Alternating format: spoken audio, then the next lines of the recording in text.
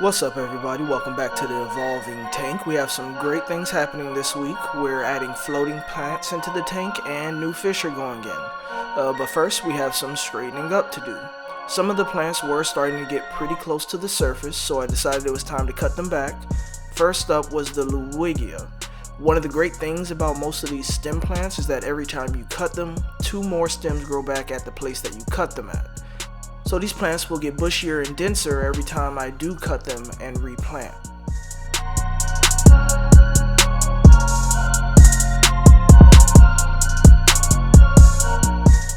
Same thing goes for the Scarlet Temple. I cut it back and replanted so it could grow back even thicker.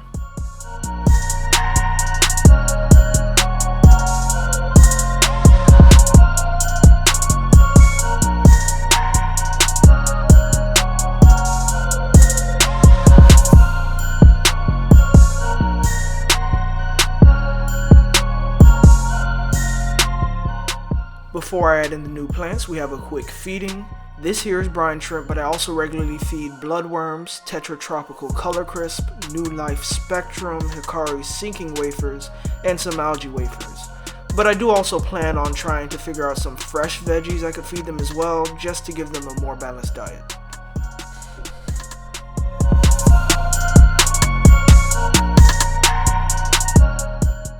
And now for the floating plants. What we have here are red root floaters. I did actually have some of these in the tank in some of the first videos. You can see them if you look closely, but they didn't do so well the first time. I'm thinking that may have been due to the same issue that killed so many of the fish a few weeks back. Whatever was in the water, I'm sure played a part in killing them off. I know these can get a dark red color when they get enough light and nutrients. These are pretty close to the lights, so let's see how they do this time around.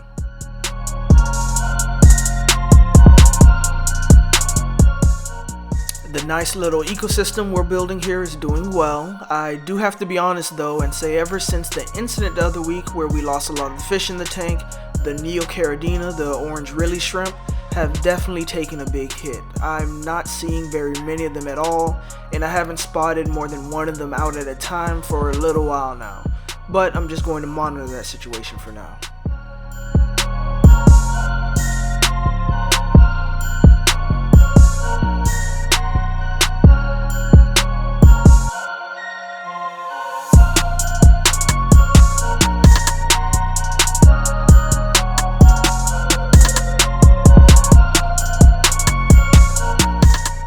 Another new experience for me, this was my first time seeing the Peacock Gudgeon sparring, and of course I get nervous seeing them go at each other like this, but it's hard to ignore just how great their colors were while they were showing off to each other.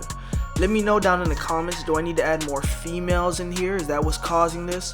When I got the Peacock Gudgeons, I asked for 1 male and 2 females, but obviously I ended up with 2 males in the bunch.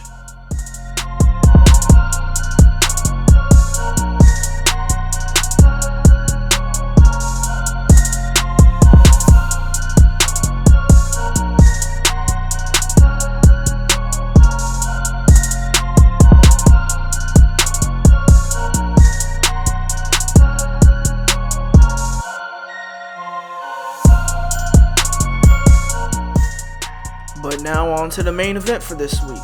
The next edition, or re-edition I should say, is a rainbow shark. But what's better than a rainbow shark? 2 rainbow sharks. I got one that's the normal black color and one albino.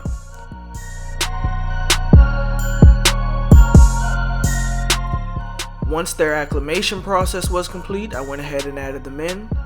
Normally, I wouldn't add 2 rainbow sharks in the same tank. It would have to either be just one or a whole bunch. And I understand that that's because they can get aggressive with each other, so you either keep one so there's nobody to be aggressive with, or a lot of them so that the aggression is spread out. But what I've also heard is that if their aquarium is big enough, you can keep 2, and that's because they'll have enough space to establish their own territories, so that's what I'm going for here. The black rainbow shark does have a rip in its fin, but I'm hoping that will heal up. He's also just a little bigger than the albino, so hopefully he isn't too much of a bully.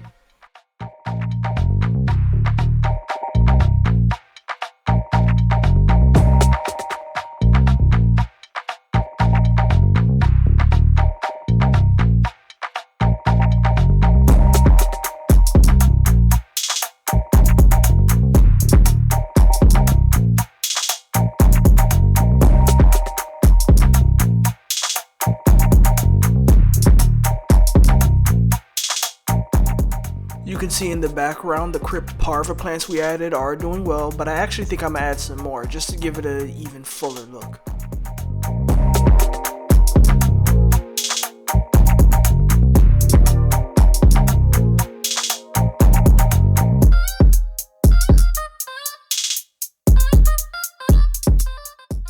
The dwarf aquarium lily is growing very quickly. You can see here it's trying to send out a shoot up to the surface. When the red tiger lotus tried the same thing, I actually cut the ones going up to the surface, but I think I may actually let this one grow how it wants to for now, just to see what happens. I could always cut the surface leaves off later on, but who knows, I may actually like how they look.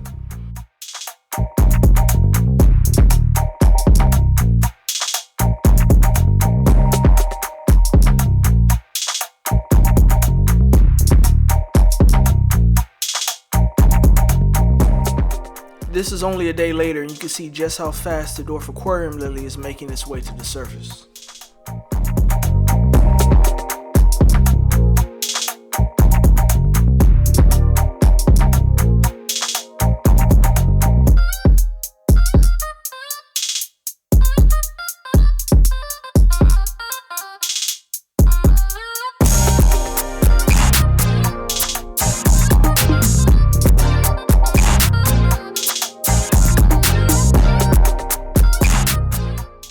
I mentioned it in the last video as well, but I really do want a couple more of these glow light Daniels. Unless they do it on their own, I may start looking into ways maybe to get them breeding soon, just as a little side project.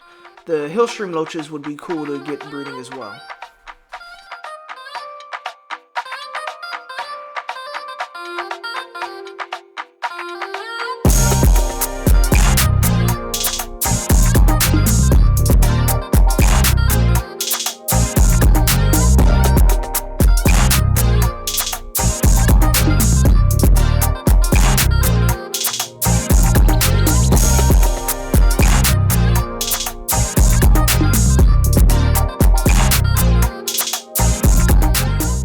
Let me know down in the comments how you feel about our new additions this week. There was both the floating plants and the new rainbow sharks. Another successful week has gone by and there will be plenty more to come. So like and subscribe if you want to follow along. See you all next time.